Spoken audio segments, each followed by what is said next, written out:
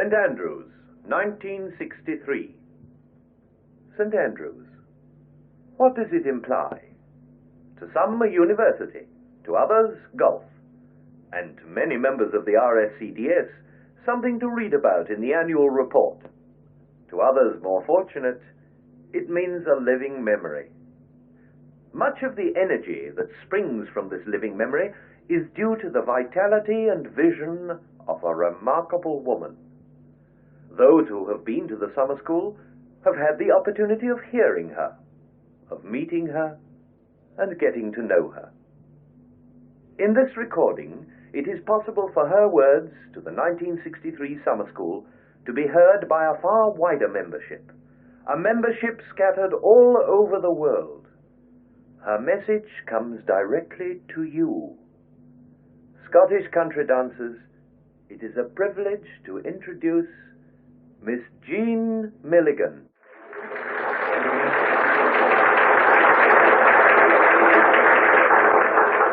Well, before I do anything else, I want to say that I think you're very sporty to leave the beach on a lovely afternoon like this to come and hear me.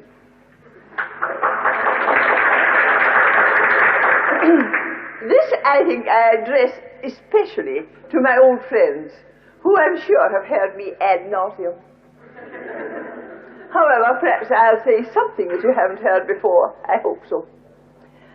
Now, I never feel that newcomers get the best without a little background of the history of how the society began, how it has grown, and our intentions in starting it. And this meeting at St. Andrews is my only opportunity, really, to speak to people practically from all over the world. Now, when Mrs. Stewart and I met to discuss having a society, we really had great doubts if we would get anybody to follow us, because we were two just very ordinary people with no money, no backing, no nothing. And we thought, well, we're going to try. And I must say, I will never forget to say a word of great praise to Patterson's Publications. Mr. Dyack of Patterson's Publications promised that he would back us to the tune of £300 for our first printing.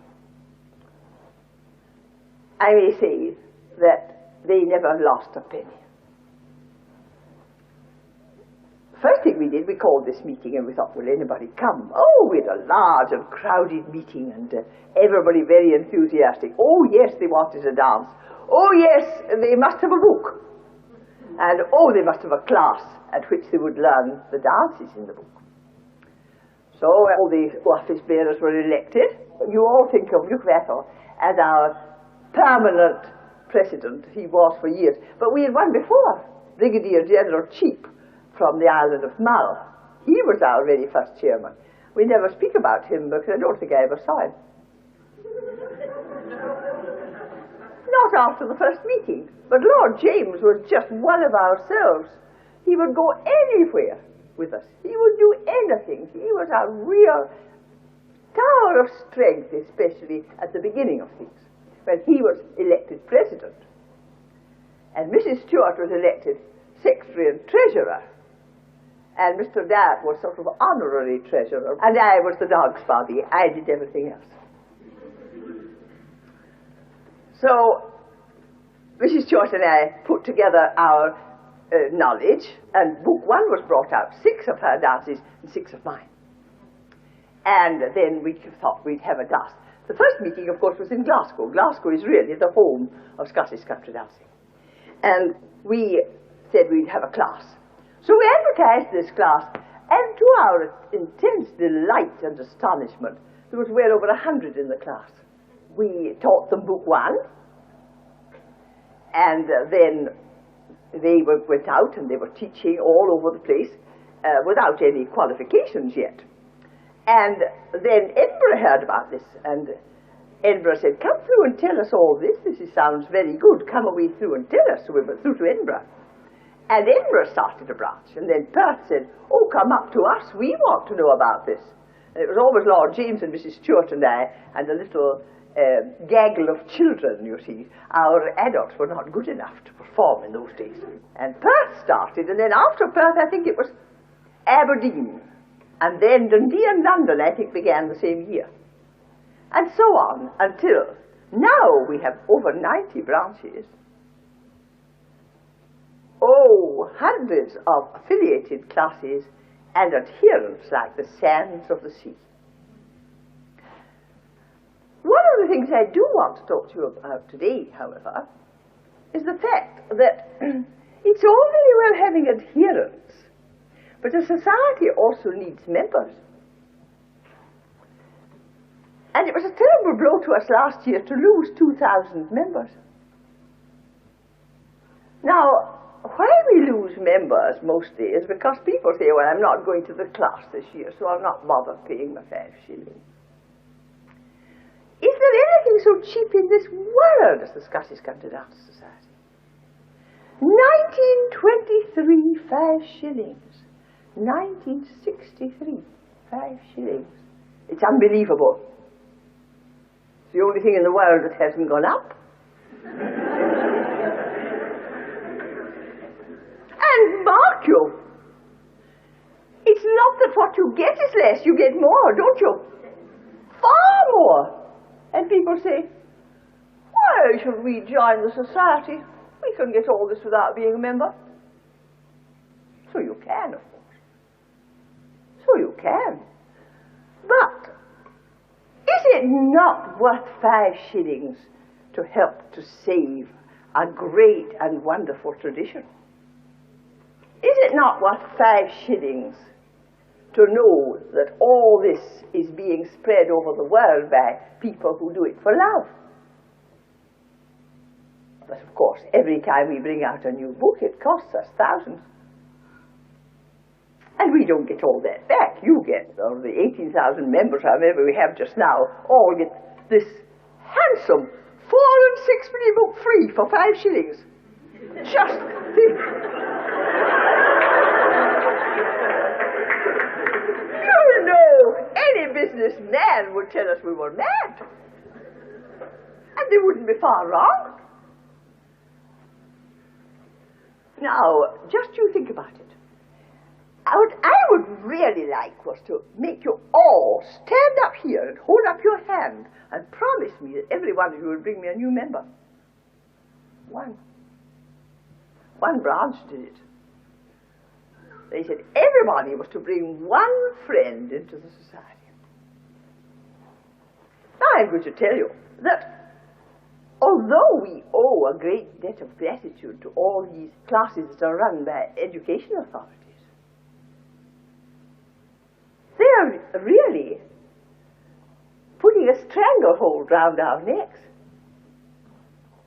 because they run it for themselves. We get nothing out of it. Nothing.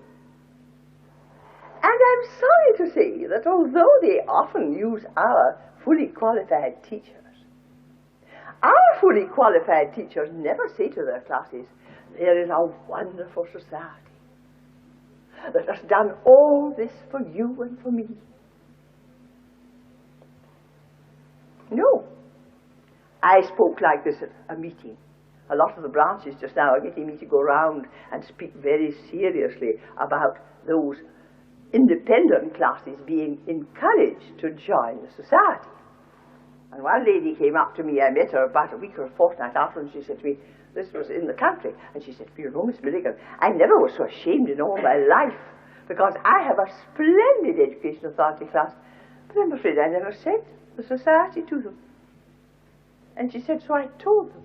And you know, 15 came up with the 5 shillings. We didn't know we could join. I was at a certain branch which shall be nameless, and I was taking an afternoon party with them. And one lady came up and said to me, but Miss Milligan, may we join? I said, may you join? Of course you may join. Oh, we thought it was only the teachers who were members. I really said to her, how could we live? It's our proud boast that we have never, from the first day, taken a penny of public money. We have absolutely made every penny ourselves, and it has all been through the love of our members, because you've no idea how tremendously loyal our, particularly I must say, our original members are. Do you know, Glasgow branch, she said, would you come and give us a lesson in the new book? This was in book 21 or 20, I don't know which. So I said, oh yes, I would come with pleasure. And I went, and it was as usual an enormous class. And at third class there was at least 20 people who had been at the first class in 1923. It's a lovely thought, isn't it? It's a lovely thought. You might want to know how we set our standards. Now, Highland dancing has lived. Highland dancing has kept standards. Highland dancing has gone on from year to year, from year to year, all because it has been passed down by word of mouth. We'll follow that pattern. We'll go out into the highways and byways and discover how things were done by the old people. And at that time there was still quite a generation of very aged people who had done them all their lives and done them well. Because remember, these were the dances of every walk of life. Somebody said to me yesterday, it was a pity we had called it the Scottish Country Dance Society, as people thought that meant folk. But it isn't. It's the dances of the country of Scotland from every point of view. It represents every walk of life and every kind of person. And they were used to be beautifully done. In fact, it was considered very, very bad manners and very, very out of place for anybody to ramp through them.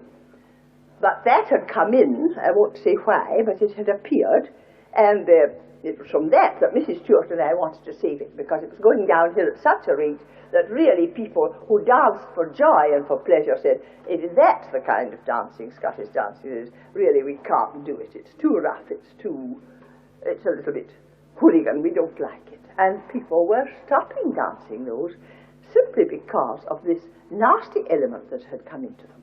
And we had said, well, it's up to us to get them to be nicely done. Now, when I underline that, I also want to underline the fact that nicely doesn't mean too studiously, too precisely, too meticulously, so that all the lovely juice of happiness and gaiety and urge is lost. And I'm sure I'm not the only person who sees a great deal of that type of dancing. Remember, dancing is the physical and mental picture of the music. Just imagine if one of our pianists played phrase by phrase by phrase and stopped, you see? Da-da-dum-dum-dum-dum-dum-dum, dum-dum-dum-dum-dum-dum. You wouldn't enjoy dancing, would you? But lots of you give the pianist that as a response. And I want you to realize that my whole heart is in this dancing, but it's in the dancing as an exhibition of happy social feeling. When we danced for the Queen, you know, came to visit us in our Edinburgh offices and spent a delightful afternoon with us. I think the laughter that went on was quite extraordinary. Every room was wondering what the other room was laughing at. The Duke, of course, was at one of his funniest moods. The Queen was just absolutely delightful and ready for anything and enjoying it enormously.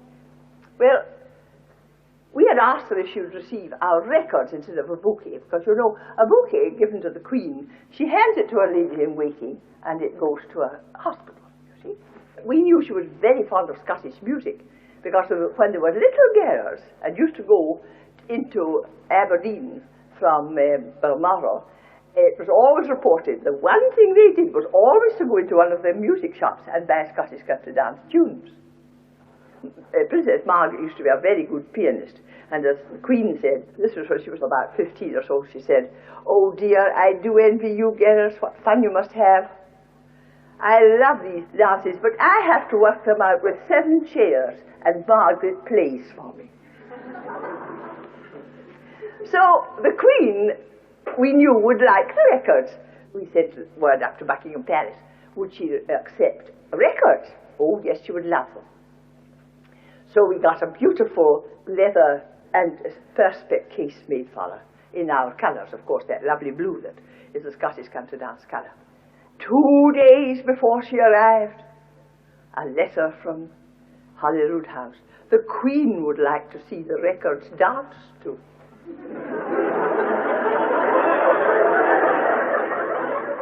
Well, of course, we are never stamped in the Royal Scottish Country Dance Society. We said, right, we'll get a team. We had been told we couldn't have more than 40 people in that little flat. That was all we were allowed.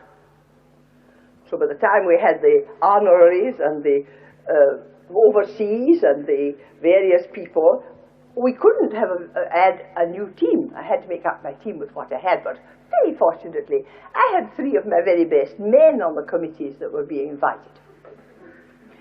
So I asked a 4th man. And we had one of our very good girls, so that was another. So we asked 3 other girls. And you'll be pleased to hear that the team that danced for the Queen came from Edinburgh and Glasgow and Inverness and Aberdeen, Dunfermline and Stirling and Ardrossan. So it was a very representative team from all over Scotland. And now, I may tell you, I had 10 minutes practice with them, that was all. They'd never danced with their partners before, but that was a detail. They know what I want.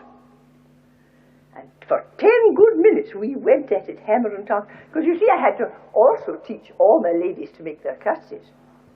It was some fun that morning.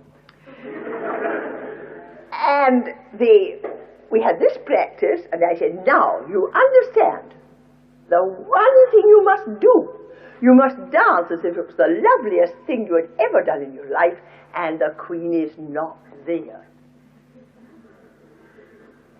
You have to dance with your partner, and you have to be absolutely delicious. Right.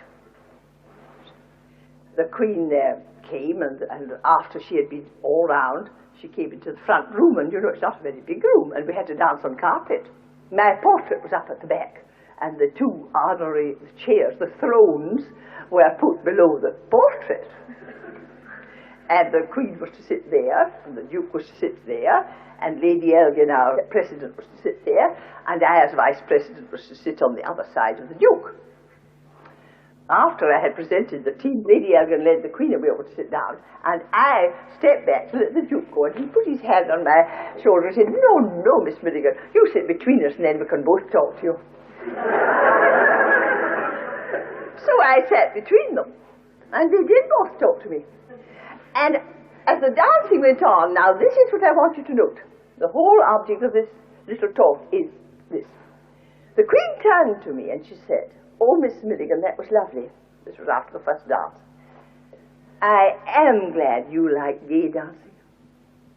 I said, "Ma'am, to me it's not dancing unless it's gay." And then she paid us the highest compliment any monarch could pay to her loyal subject. When we finished, I turned and said to her, "That is what we prepare to let you see." "Oh, Miss Milligan," she said, "couldn't I see more?" And she leant across in front of me and said to the Duke, "Have I got time?" And he looked at his watch. 3 minutes at the garden party. And Miss Haddon, you know how very benign Miss Haddon is. Miss Haddon turned and she said, "Oh, sir, it would only take 2 minutes." So we danced another one, and we did Miss Mary Douglas, and it was very gay, very gay. And then I just want to tell you the nice thing was, after that, you see, her lady-in-waiting was the Countess of Sheffield, I think it was, and Lady Elgin presented this book of records. the Queen accepted it with a very nice little speech, and Lady Sheffield came and held out her hand. The Queen said, "Oh no, I'm going to carry it." And it was lovely because it was exactly the same blue as her dress. I'll tell you that story simply to show how very much that type of dancing, that kind of treatment of the whole subject, how it appeals to people. This is joyous, this is lovely, this is gay, and we all seem so friendly and we all seem so happy that I think she wrote us a charming letter saying, and of course I quite forgot, I'm sorry, that I was speaking to royalty, because I got cut off and I couldn't say goodbye to her, and Lady Elgin said, "Miss Milligan, the Queen's waiting to say goodbye to you." So I went out and I made my curtsy, and she said, "Goodbye, Miss Milligan. It has been a delightful afternoon." And I said, "It's been lovely. It was good of you to come."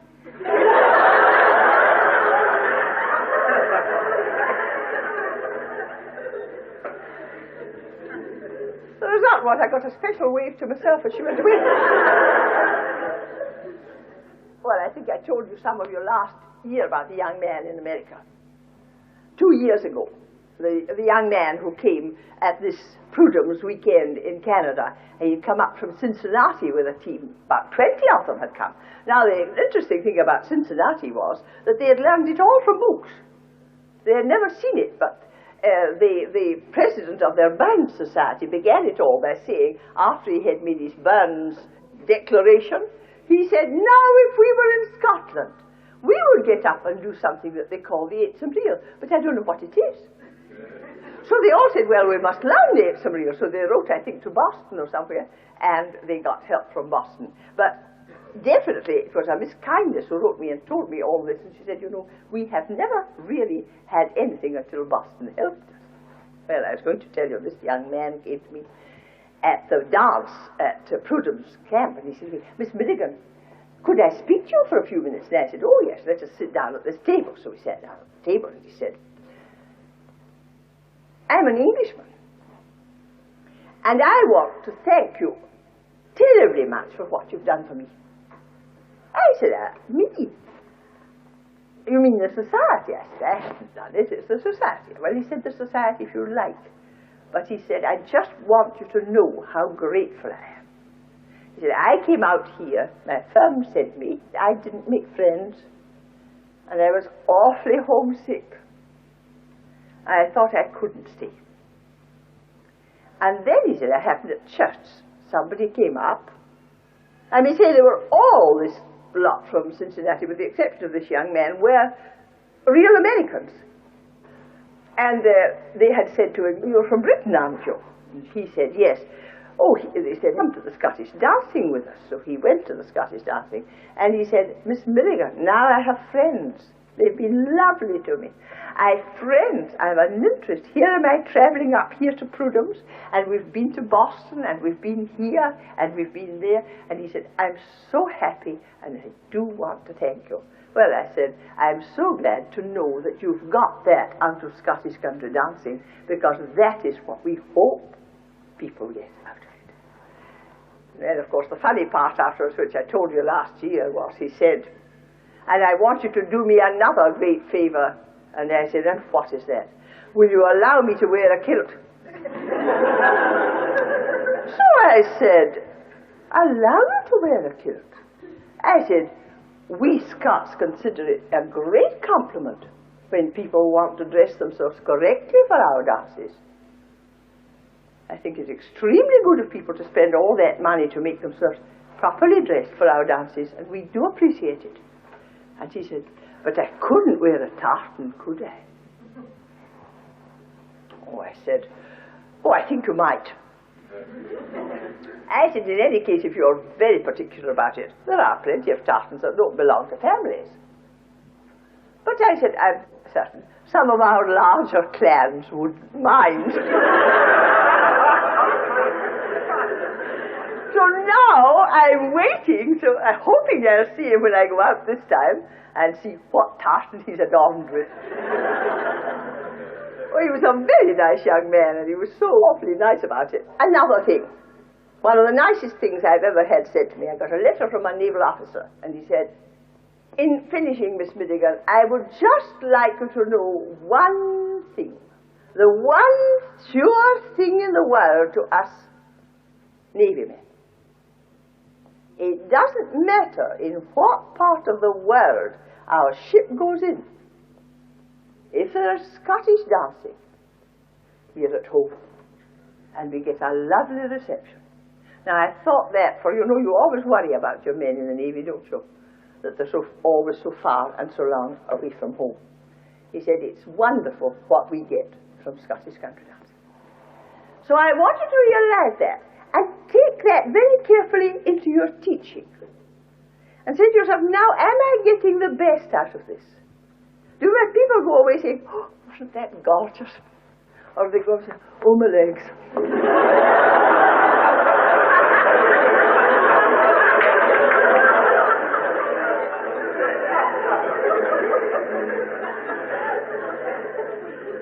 Now, Glasgow's a funny town. Men won't go to a class. The word class is sufficient. They won't go to a class. They want to have circles. And these circles can meet in people's houses or in small halls, and they stop in the middle and they have a chat and a smoke, and off they go. This is particularly so with doctors. I think every district in Glasgow has at least one doctor's circle. I had the first circle in Glasgow, and mine was a doctor's circle. And they were all the elderly doctors. Oh, some of them were very elderly. But these men used to come in. They would be perhaps operating all the morning, in a consulting room all the afternoon, hurriedly visiting their nearest patients, and then into dancing. And they used to come in, you know, grey in face and looking very down. 2 dances, 10-year-olds. Gay as larks. And they didn't go away saying, my legs are sore. Indeed, they went away saying, oh, my word, we feel new men, this has been gorgeous. This has just been gorgeous. Now, remember, be your own most severe critic. And say, now, have I attained that wonderful end? Are those people refreshed, stimulated, and happy when they go away? Or do they go away saying, it's awful hard work? There was one place, I've told you this before, but I'm telling you it again. They wrote to me and said, our branch is suffering a dreadful debacle. I don't know whether we're going to be able to carry on or not. It's simply, we don't know what to do. For goodness sake, Miss Milligan, come and see us. So it was a long way away, but I went. And I was with the secretary beforehand. I said, now, give me a clue as to what's the matter. Well, she said, I'll put it in a nutshell. We have a 3-hour class. And if in that 3-hour class we get through 2 dances, we've done well. We have an excellent teacher, but after half an hour of hard technique, we get into sets to dance. And we get so much of the dance done, and perhaps we're doing some formation. Oh no, you've lost that step I've been practicing with you before. Into round the room again, we'll have to have another go with the step. That went on the whole night.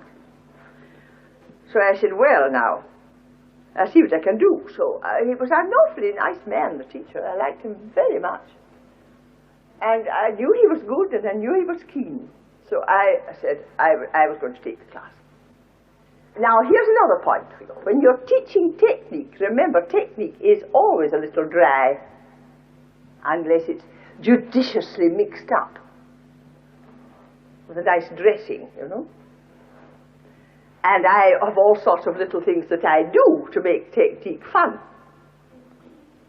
So I gave them about a quarter of an hour of real good racy technique and a good deal of individual correction. Don't you make any mistake. If you're a nice, kind soul, which I hope I am, and you say to somebody, look here, Close up your feet on two. You'll never travel like that. Oh, she sees me. I'm an individual.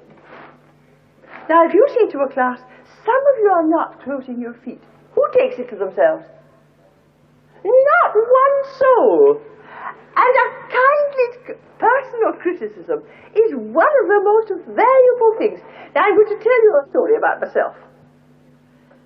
I'm a gymnast, you know. And I was a mad keen gymnast. I was as mad and keen on gymnastics as I am on this. But when I was a little girl, I loathed it. And I used to spend my time running away and hiding. I wasn't there once in a blue moon. Because it was all this general work. All of you do this, all of you do that. Oh, I can't be bothered with this. I said, it's dull. Nobody's interested in us. We don't care tuppence. I'm not going. And I didn't.